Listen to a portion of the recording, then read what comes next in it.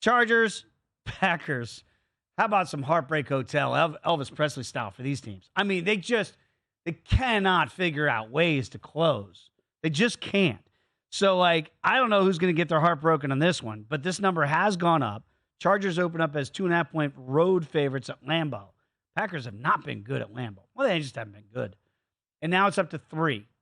Total's gone up a little bit, 43.5 up to 44.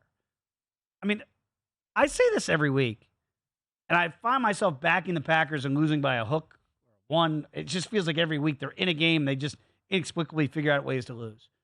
This is the battle of the bad, of teams that just get in each other's way. Who won't screw it up more? Right. And look, now 3.5 with some juice to the dog. Wow. Obviously on a key number. But the Chargers, Dave, because of that lack of home field advantage that they have at SoFi Stadium, and I know they're trying to build that up because I was actually there in that area last week, staying by Hermosa Beach because it's close to the airport out there. And SoFi is relatively close to LAX. Mm-hmm. And they're trying to build up like this Chargers Commons and really generate a fan base out there. But, man, the Chargers, they're still San Diego's team, right? They are. That's how LA people, I think very much look at it. But one thing I will say for the Chargers, they're, to me, even though they're only 2-2 in these games, they're a better team on the road because of that lack of home field advantage. So they're the absolute rightful favorite here. Justin Herbert, a terrific game today. Still, defense can't get the stop when they need it. And, Dan Campbell, I actually thought outmanaged in terms of the game management situations and clock. Outdid Brandon Staley, in my opinion, and that's what got Detroit the win. But Chargers go to Green Bay. Green Bay's got to feel like they should have had one at Pittsburgh, and they've been playing a little bit better. They got that win over by a corpse Rams team, though. Let's be honest, with Brett Rippon, and now Brett Rippon, of course, no longer a member of the Rams. They had a bye week this week, of course. But, yeah, the Packers and they're finding ways. I know Jordan Love threw 2 picks today, but the one at the end, he just kind of had to throw it. You had to do it. But, look, 21 of 40, that accuracy's got to be a lot better. They ran the ball okay today, but it was right. They're getting stuff out of A.J. Dillon now. Yeah, A.J. Dillon had a 40-yard run. He actually had more of an impact than Aaron Jones. Aaron Jones only 13 of 130 for 35, but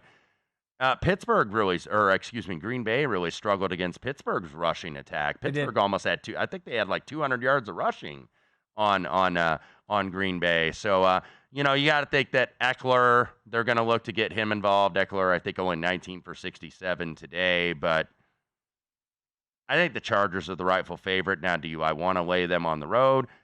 Not necessarily. We're going to have Michael Duarte join us in the next segment, so we'll talk much more about the Chargers and Rams with Michael, all things L.A. And I'm looking at their adjusted win total now. It's 8.5, minus $1.05. So it's juiced a little bit to the under, 8.5 for the Chargers. This is a team I think a lot of people in pencil, I hope, penciled in as a playoff team. Don't put it in pen because I just don't trust them. The Packers, conversely, it was about 7.5 all summer long, about even money for their win total. And that has dropped a full game to 6.5, but only to 6.5, Wes. And heavy juice to the over, minus $1.60.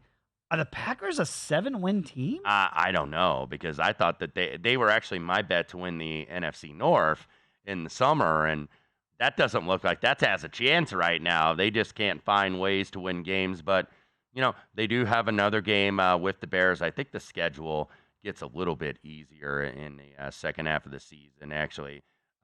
They do have the Chargers at home. Now, they got to go to Detroit on Thanksgiving. You do have Kansas City, but you've got winnable games toward the back. The Giants, the Bucks, Carolina, at Minnesota, and then the Bears at home. So really your December schedule. Your November schedule is still difficult, but your December schedule does make it a little bit easier. Packers were 5-1 all summer long to win the North. They're now 30-1. And you're also probably going to have Matt LaFleur coaching for his job down the stretch. Look, you know me. I don't retire athletes, and I don't tell somebody should lose their job for any reason.